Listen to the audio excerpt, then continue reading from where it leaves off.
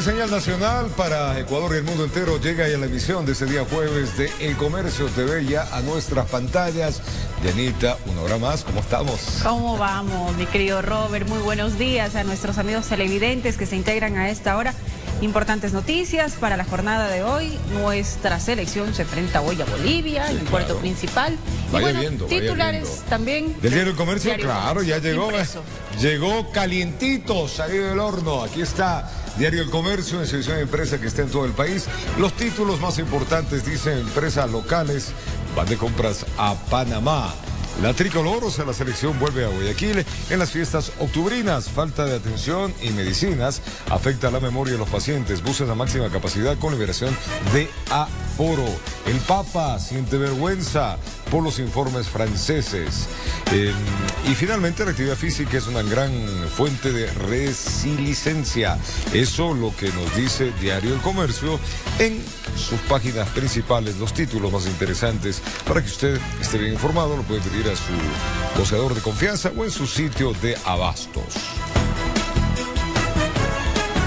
Arrancamos con las noticias. La fiscal general del Estado, Diana Salazar, formuló cargos contra 15 personas, entre las que están los exministros de Defensa, Wellington Sandoval y Javier Ponce, por el presunto delito de peculado que se habría producido en la compra de 7 helicópteros Drup en el 2008. Luego de 13 años que el Ministerio de Defensa compró 7 helicópteros Drup de la India, de los cuales 4 se accidentaron entre el 2009 y 2015, dejando 3 personas fallecidas. La fiscal general del Estado, Diana Salazar, en la audiencia de formulación de cargos presentó la acusación contra 15 altos oficiales de las Fuerzas Armadas, entre los que están los exministros de Defensa del correísmo, Wellington Sandoval y Javier Ponce, por el presunto delito de peculado. Además, solicitó la prisión preventiva. ¿Ahora es sobredimensionado este pedido de la prisión preventiva? Absolutamente, absolutamente. Es arbitrario porque no se ha podido establecer el tipo penal, ni tan siquiera elementos que permitan establecer que ha existido el hecho. De acuerdo a la fiscal, para la adquisición de las aeronaves se destinaron más de 45 millones de dólares, pero habla de un perjuicio total de 63 millones, ya que en la adquisición los funcionarios no observaron su competencia de garantes, abusando de los fondos destinados a la defensa nacional, y se habría pasado por alto los requisitos técnicos contemplados en las bases de contratación pública. También no se habría contado con las certificaciones internacionales de aeronavegabilidad de Estados Unidos y Europa. Le encuentro incoherente también a la acusación de Fiscalía porque tiene el delito de peculado un requisito de procedibilidad y es que Contraloría encuentre indicios de responsabilidad penal, que luego de 3 exámenes hechos al proceso no encontró. Se establecieron responsabilidades civiles culposas, sí, pero no encontró informe de responsabilidad penal, motivo por el cual no ha podido continuar este proceso en otras ocasiones. Diana Salazar presentó 116 elementos de convicción. A todos los acusó como autores directos. La instrucción fiscal durará 90 días. Este proceso no se trata de averiguar sobre el asesinato lamentable del general Gabela, ni tampoco se trata de investigar la suerte de los helicópteros que se cayeron. Luego de casi 14 horas de audiencia, el juez de garantías penales, Luis Rivera, no dio paso al pedido de la Fiscalía de prisión preventiva y dispuso la prohibición de ausentarse del país y presentarse cada 15 días ante la autoridad competente. Además, la prohibición de enajenar bienes hasta por 500 salarios básicos para cada una de las personas procesadas. Vamos a contarles ahora que con 5 votos a favor, el Comité de Ética de la Asamblea Nacional aprobó el informe que recomienda al Pleno la destitución de la segunda vicepresidenta del Legislativo, Bella Jiménez, acusada de gestión de cargos públicos. El Comité de Ética de la Asamblea Nacional por unanimidad aprobó el informe que recomienda al Pleno la destitución de la segunda vicepresidenta del Legislativo, Bella Jiménez. Que efectivamente pues están identificados los indicios. He generado cargos públicos. En lo total yo no he generado ningún cargo público, todo lo que me acusan es mentira. La asambleísta, señalada por presuntos actos de corrupción, desacreditó el trabajo realizado por el Comité de Ética. Que no me han respetado el debido proceso, no han respetado mis derechos constitucionales, ellos han hecho lo que han querido, han sido juez y parte. De ninguna manera hemos respetado el debido proceso, hemos trabajado con absoluto apego a la norma y lo seguiremos haciendo. La defensa del asambleísta Jiménez trató en varias ocasiones, como es de conocimiento público, dilatar el proceso con diferentes argucias. En el plazo de 5 días, la presidenta de la Asamblea Nacional, Guadalupe Llori, deberá convocar al Pleno para decidir definitivamente si Bella Jiménez es o no destituida, informó Valeria Navarro. Les contamos ahora que el ex asambleísta Exner Recalde se desafilió del Partido Izquierda Democrática tras escándalos que lo involucran en la presunta solicitud de dinero a miembros de su despacho. El legislador anunció denuncias penales en contra de sus ex colaboradores. No debo, ni debo permitir que mi nombre sea mancillado y pisoteado por ex compañeros de la bancada de Izquierda Democrática, que sin permitirme el derecho a la defensa me hayan llevado hasta la Fiscalía. Exijo a la Fiscalía General del Estado, al Comité de Ética de la Asamblea Nacional, revise las vinculaciones de los asambleístas de la Izquierda Democrática que han gestionado cargos en el gobierno nacional. Y mediante 2 oficios, el primer mandatario, Guillermo Lasso, se dirigió a la Comisión de Fiscalización de la Asamblea Nacional y a la Contraloría General del Estado, en el primer caso para ponerse a disposición de cualquier aclaración del reportaje de los llamados Pandora Papers, mientras que la Contraloría le solicitó que realice un examen especial de su declaración patrimonial. Para ello ratificó su renuncia al sigilio bancario. Y existiría división en la CONAIE, pues no todos los dirigentes comparten la postura de Leonidas Issa. Desde la CONAIE se señala que se sienten excluidos. Un experto afirma que en el caso de anunciarse una movilización, esta no tendría peso. De la reunión del lunes entre los indígenas y el gobierno no salió humo blanco como se esperaba. Creo que las coincidencias existen en todos los puntos. El problema es que no hay ni un acuerdo. Ese es el problema. Hemos visto que las declaraciones formuladas por el señor Issa, lo que dijeron fue: no hay posibilidad de diálogo, no hemos llegado a ningún acuerdo y en consecuencia vamos a reunirnos para provocar una movilización de carácter nacional. Pero ese día lo que sí se vio fue una CONAIE dividida, la que llegó al Palacio de Carondelet. Este malestar también que muchas de las veces nos han invisibilizado. Y es que no comparten del todo lo anunciado por la dirigencia de la CONAIE. Cuestionan haberse quedado fuera de ciertos conversatorios. No todos los presidentes de las nacionalidades estuvieron en la reunión convocada, ¿sí? Que lo respetamos al compañero Leonidas Issa, representa la estructura máxima organizativa de la CONAIE, pero también tiene que respetar los criterios desde cada una de las regionales, ¿no? Pero ¿qué hay más allá?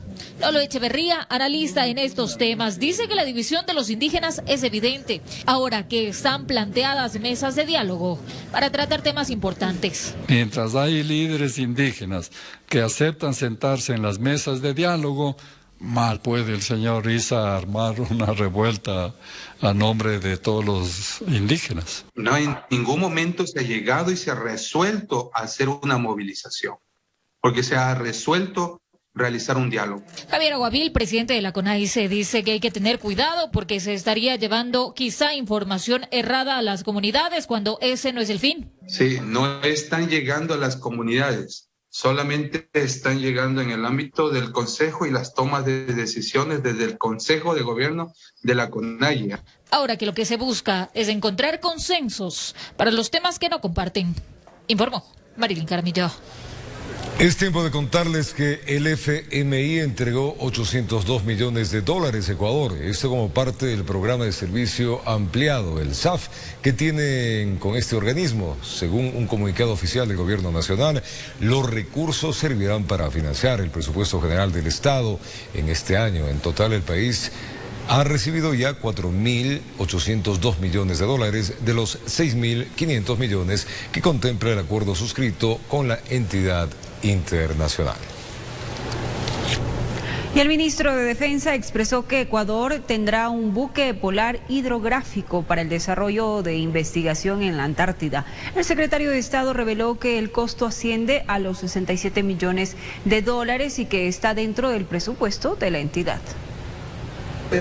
Que es un gasto programado y necesario que no decidieron de la noche a la mañana, que está presupuestado. Así respondió el ministro de Defensa a ciertos cuestionamientos de contar con un buque polar hidrográfico para el desarrollo de la investigación oceánica en espacios marítimos ecuatorianos y antárticos. Se ha logrado un presupuesto plurianual. No es que vamos a gastar 67 millones aproximadamente en un año, sino que se lo va a hacer en mínimo 4 años. El ministro Donoso expresó que el buque Orión, que era utilizado para el trabajo de los investigadores, ha cumplido su ciclo de navegación.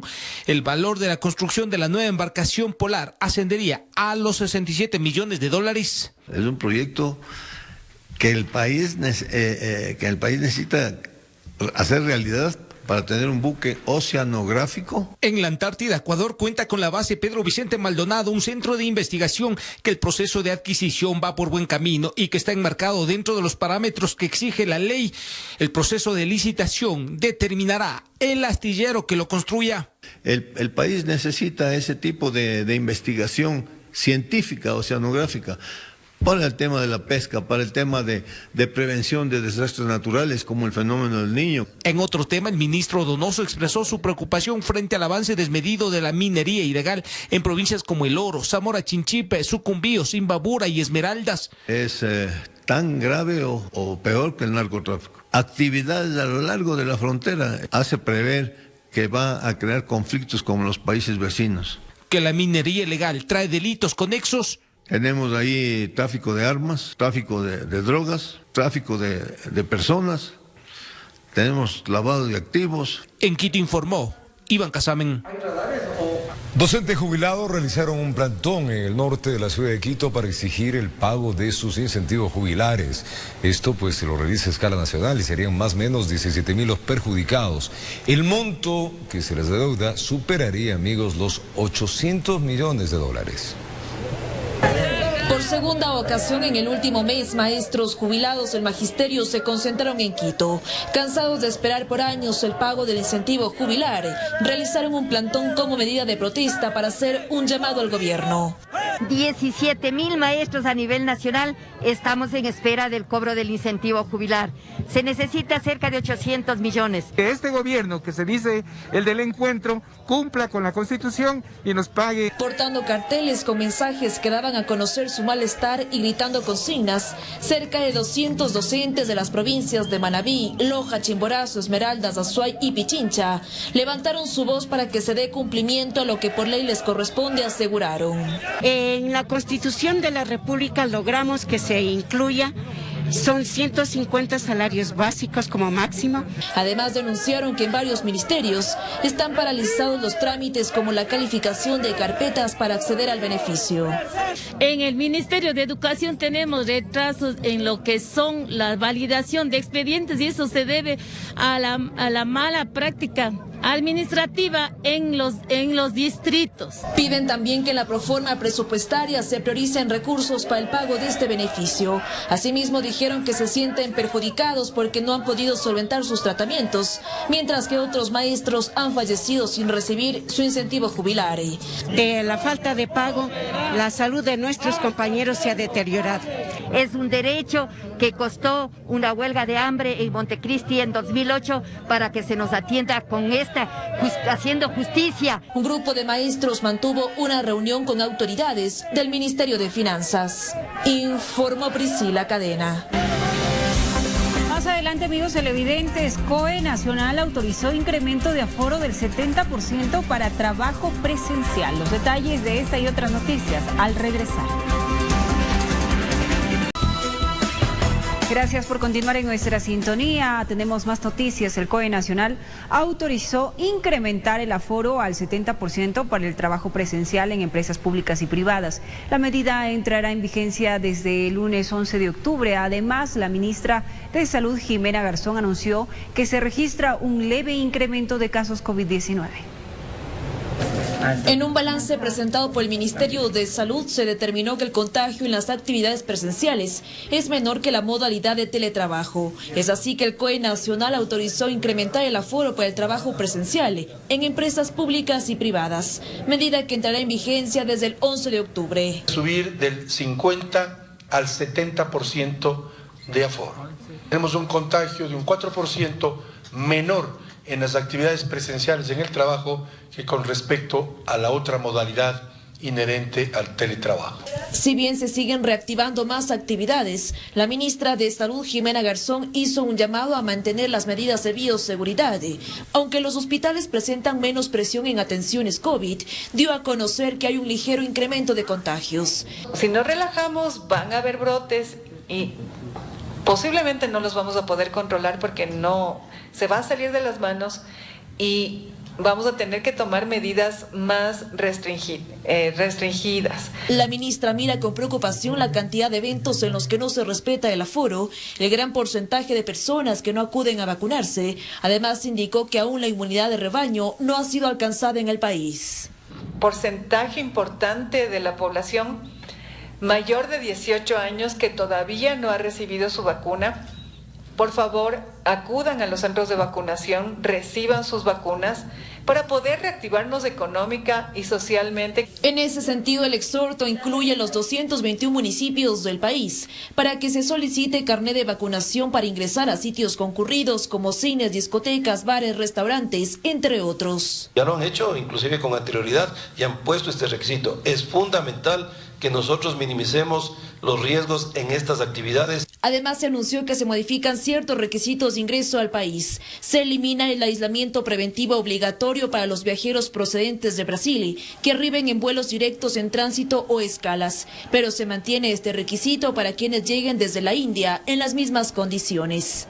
Informó Priscila Cadena. Y más de 400 estudiantes entre 12 y 17 años fueron vacunados como parte del proceso de inmunización a los jóvenes que concluiría este 31 de octubre. Padres de familia reclamaron por la falta de organización en la jornada de inoculación. Le contamos. Las jornadas de vacunación a jóvenes de 12 a 15 años continúan. Las autoridades de salud calculan que a diario llegan a 10 planteles, donde se contemplan también aquellos estudiantes que hasta los 18 años antes no fueron inmunizados. Nosotros recibimos la vacuna Pfizer, que es la vacuna que se está colocando a nuestros estudiantes de manera semanal. Eso nos permite, de acuerdo a la cantidad de biológico que dispone nuestro distrito, hacer esta planificación justamente en cronograma con los colegios. Muchos padres de familia acompañaron a sus hijos. Pese a estar molestos por la espera, aspiran que la inmunización sirva para que pronto regresen a las aulas. Nos llaman a las 7:30 y recién comienzan a atendernos a las 8:30. Nosotros tenemos también que trabajar. Es verdad que nos están haciendo un favor de la vacunación, pero la organización en sí no está bien. En su mayoría coinciden que luego de los 28 días llevarán a sus hijos a los centros de salud para aplicarles la segunda dosis. Si es que es posible, los 28 días ya vacunarle. O sea, mientras más rápido sea, mejor. A los 28 días. Eso sería recomendable mejor para los chicos. Ellos también puedan, tanto tiempo que han pasado en el encierro, puedan sociabilizar también ellos.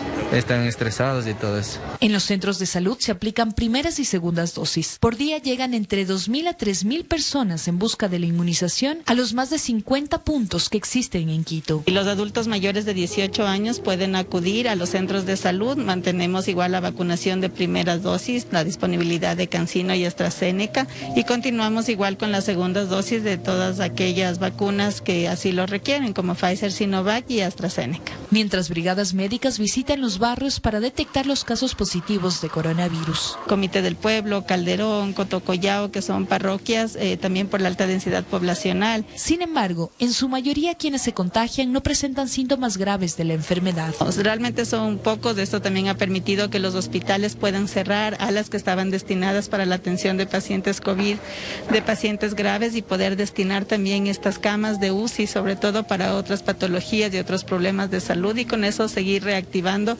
la red de servicios de salud a nivel de hospitalario. El proceso de vacunación a los estudiantes de 12 a 15 años concluirá el 31 de octubre a escala nacional, informó Sofía Vintimilla. Con una mínima población vacunada concluyó el Plan Fénix, que buscaba inmunizar contra el COVID-19 a pobladores de la zona selvática de Pastaza. En 24 operaciones apenas se logró inocular a 175 personas. Los indígenas consideran que la medicina natural es suficiente para combatir al virus. Las brigadas de vacunación contra el COVID-19 dentro del Plan Fénix en comunidades apartadas, que son de exclusivo acceso aéreo, ubicadas en el interior selvático y fronterizo de Pastaza, terminaron. Sus resultados no son nada alentadores, cuando apenas se inoculó alrededor del 7% de las 2.500 personas que era la población objetivo. Se lograron colocar 175 dosis. Ese es el número que se logró en estas 24 operaciones. Se emplearon 48 personas del Ministerio de Salud Pública, 8 guías nativos, y nosotros empleamos 48 soldados para apoyar al Ministerio de Salud. ¿Estas operaciones han sido ya terminadas? Ya se terminó ese lugar. En las 7 nacionalidades indígenas que cohabitan en esta provincia, la mayoría de sus integrantes dijo no a la vacunación. Fue en los Aparas donde hubo una mayor acogida con 70 personas vacunadas. Contrario a los Xiviar, por ejemplo, cuando solo en 2 de las 4 comunidades visitadas se inocularon. 1.400 habitantes y de esos solo 12 se han vacunado. La principal razón que exponen los indígenas es que la selva les provee de la medicina natural que les permite afrontar la pandemia con éxito, según su conclusión. Nuestros abuelos han descubierto la medicina para el COVID. Nosotros ya tenemos Chalio Caspi, Amarón Caspi, Rini Cachaango. A ellos se suman algunos mitos, como el que podrían morirse en un par de años si se vacunan. Hay muchos jóvenes que dicen, no, pues si nos dicen que en los años nos puede afectar, no es necesario vacunar. Frente a ese preocupante panorama, las autoridades gubernamentales dicen que insistirán en su propósito de vacunar en las poblaciones indígenas al mayor número de personas posible. Tenemos que armar nuevas estrategias, y si nos tocaría que el personal de nivel nacional tenga que venir para eso, pues lo haremos. Un proyecto que se presenta cuesta arriba cuando hay de por medio una decisión tomada y que parece que muy difícilmente podría revertirse, informó Edwin Fernández. Las instituciones encargadas de la seguridad se reunieron para delinear las acciones que tomarán el próximo feriado de 3 días por las fiestas de independencia de Guayaquil. Los resultados le contamos. Este sábado Guayaquil celebra 201 años de su independencia, y en el feriado que inicia este viernes a las 6 de la mañana, la ATM desplegará 870 agentes de tránsito. Vamos a destinar los servicios en todos los eventos que ha realizado la Municipalidad de Guayaquil durante todo este feriado. Principalmente la sesión solemne que va a haber aquí en 9 de octubre y Malecón. Eso implica de que se va a cerrar totalmente el acceso, la calle 9 de octubre, desde Pedro Carbo hasta el Malecón, desde las 3 de la tarde. Los agentes van a hacer los desvíos necesarios para que la ciudadanía conozca.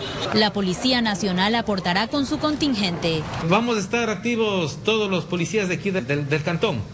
3.000 servidores policiales aproximadamente. Y la seguridad va a estar al 100%. El control antidelincuencial en todo el cantón Guayaquil. 1.000 miembros de las Fuerzas Armadas apoyarán en sus diferentes áreas. Una de estas, el control de armas y municiones. En el apoyo en el control CAMEX, que es nuestra principal acción en la ciudad, la vigilancia y control de los espacios marítimos por parte de la autoridad marítima, la vigilancia y control por parte de Infantería de Marina en los espacios fluviales, con las unidades de la Escuadra Naval en los espacios marítimos, en la vigilancia y control. Los trabajos que se ejecutarán durante los 3 días de feriado fueron coordinados en la reunión del COE provincial de este miércoles, informó Roselena Vasconés.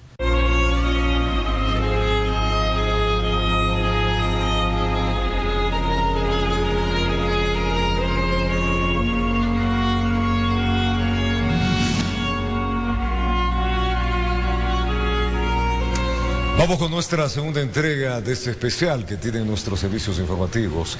En esta última década, amigos, al menos 14 niñas de entre 10 y 14 años han muerto por causas relacionadas al embarazo precoz. Así es, y 264 adolescentes entre 15 y 19 años murieron por la misma causa.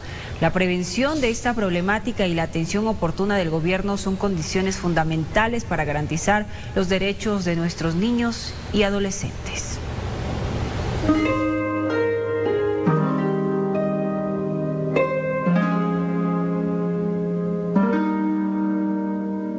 Son vidas de niñas y adolescentes que tenían muchos sueños por cumplir, vidas que se apagan tras una niñez truncada. El índice de muertes materno-infantiles en el país no han dejado de crecer.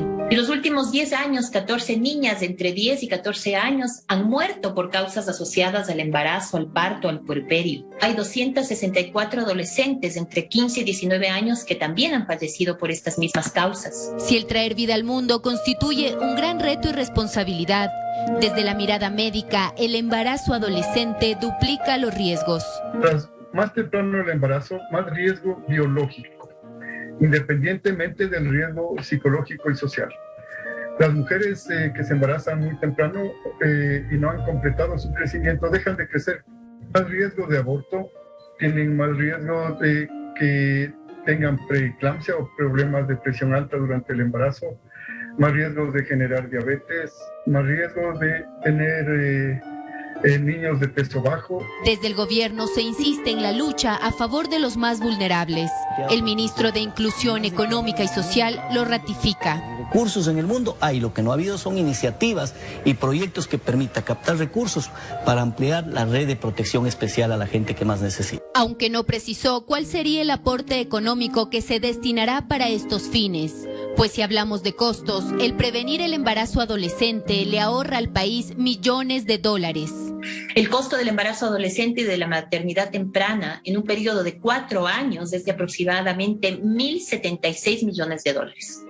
¿Sí? Entonces, incluso si nos pondríamos, digamos, en la tarea de prevenir el embarazo adolescente, el país podría ahorrar, en efecto, 1.076 millones de dólares. Según el Instituto Nacional de Estadísticas y Censos, cada año por cada 1.000 embarazos registrados, 111 son de niñas y adolescentes. Expertos coinciden en que esta fractura social que retrasa sueños y anhelos debe ser atendida con urgencia. Pensando en buscarme lo que son esos cursos de auxiliar para que, algo pueda ayudarme. Lisbeth sueña con volver a estudiar, salir adelante con su hijo que ahora es su mayor inspiración. Aún en medio de condiciones adversas, lucha por un futuro mejor. Informó Caterine Aguirre. Quien usted está viendo es un preso, adulto mayor, por cierto, 81 años de edad, que cumple una pena privativa de la libertad en una de las violentas cárceles de Guayaquil, en medio de la masacre, matanzas y asesinatos registrados. Estoy listo para lo que venga. No me arregla ningún problema. Si debo salir, lo haré estoicamente. Y si debo quedarme, también. Son tropezones que la vida da. Pero hay que aprender no a caer, sino a levantarse de la caída. Este es el dramático testimonio de un adulto mayor que busca salir en libertad. Al regresar les contaremos los detalles de este y otras noticias. Gracias por continuar en nuestra sintonía, amigos televidentes. Iván es un PPL de 81 años, quien permanece en una de las cárceles de Guayaquil. Fue docente, periodista y el motivo de su condena es por un accidente de tránsito. La historia se viralizó a través de las redes sociales con muestras de solidaridad, todo en medio de un plan de entregar indultos para aquellos que viven este calvario. Vamos a conocer su historia. Quien usted está viendo es un preso, adulto mayor, por cierto, 81 años de edad, que cumple una pena privativa de la libertad en una de las violentas cárceles de Guayaquil, en medio de la masacre, matanzas y asesinatos registrados. Estoy listo para lo que venga. no me arregla ningún problema. Si debo salir, lo haré estoicamente. Y si debo quedarme, también. Son tropezones que la vida da. Pero hay que aprender no a caer, sino a levantarse de la caída. En su corto relato se resigna a la situación mientras sostiene entre sus frágiles manos un vaso con agua porque en la cárcel es lo único que hay. En otra foto se lo mira comiendo. Es que cada quien aquí vive su propio calvario y el de Iván duele, cercena la memoria. Él era periodista y docente. Y logré estudiar periodismo, saqué mi licenciatura como el mejor estudiante universitario. Se han de acordar ustedes que fui premio Contenta. E inmediatamente comencé a trabajar en televisión. ¿Se acuerdan? Con ese mismo interés, con ese mismo afán, anhelo salir de aquí para estrecharlos, para abrazarles y sentirnos como siempre, unidos. La historia de quien fue profesor se viralizó a través de las redes sociales. Uno de sus exalumnos escribió a través de su cuenta de Twitter: apreciado profesor, mi ex maestro y formador, ánimo y fuerza. Confío que la justicia no dejará que gente como usted permanezca en la cárcel menos a los 81 años y habiendo tenido una vida profesional intachable de servicio a la educación. Pues al parecer el hombre estaría involucrado en un accidente de tránsito y recalca en otro escrito: estaba en su carro en un semáforo. Una moto se cruza la roja y fallece una de las dos personas que iban allí cuenta. Desde el gobierno central se avanza en un plan de indultos para presos de la tercera edad y ojalá que Iván en este caso esté incluido. Pero mientras eso pasa, les envía un mensaje a sus hijos desde la fría cárcel, donde la muerte a todos los presos les pisa los talones a cada minuto. Hijos míos, gracias por haberme visto. Cuídense mucho, que yo acá me cuidaré. Adiós, hijos. Informó Marilyn Jaramillo. Qué historias tan lamentables, ¿no? Un accidente de tránsito, motociclista se cruzó, lamentablemente uno falleció y este ciudadano que tiene un récord intachable no tuvo dinero ni para abogados. El resultado, lo que le acabamos de contar. 5 jueces de garantías penitenciarias de Guayaquil informan su preocupación porque cientos de familiares de reos están solicitando su libertad de manera anticipada a la fecha establecida en la boleta. La directora del Consejo de la Judicatura del Guayas, María Josefa Coronel, aclaró que no existe ninguna disposición, salvo los beneficios establecidos en el COIP. La mayoría detenidos por asalto a mano armada, porte ilegal de armas y tráfico de drogas. Todos están por salir en 2 semanas o 3 meses, pero frente al caos y cientos de muertes, ellos los quieren fuera. Para ayer. Está por salir, faltan 10 días, ayúdeme para que mi hijo salga de allá adentro. Y ellos están por pequeñas cosas, ellos no están por cantidad de cosas y ellos siguen aquí. Máximo tiempo y ya le faltan poco, es lo que estamos ahorita esperando. En un oficio dirigido a la Judicatura, los 5 jueces de garantías penitenciarias manifestaron su preocupación ante dicho pedido e incluso de indultos. No tenemos conocimiento de ningún indulto presidencial que se haya decretado a la fecha, precisa el comunicado.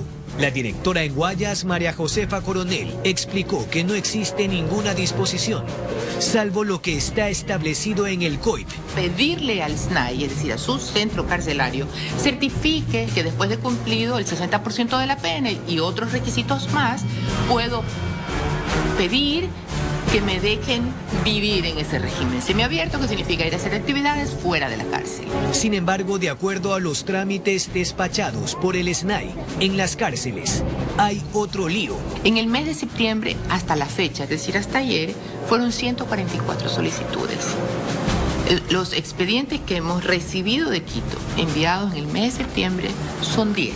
La primera pregunta que viene es: ¿por qué esta oficina no tiene una sucursal en Guayaquil?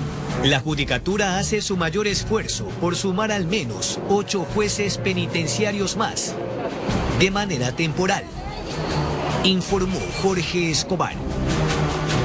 Y la ministra de Gobierno aclaró que ningún policía participó durante la masacre que ocurrió en la penitenciaría del Litoral. Además, anunció que en los próximos días se dará una respuesta interinstitucional a la crisis carcelaria. La ministra de Gobierno, Alexandra Vela, aclaró en la Asamblea Nacional que ningún policía está involucrado en el amotinamiento suscitado en la penitenciaría del Litoral. No hubo ningún miembro de la Policía Nacional incurso en esa masacre. Esta aclaración se da tras una afirmación de la asambleísta Lucía Plasencia, de Izquierda Democrática, misma que hizo referencia al tema.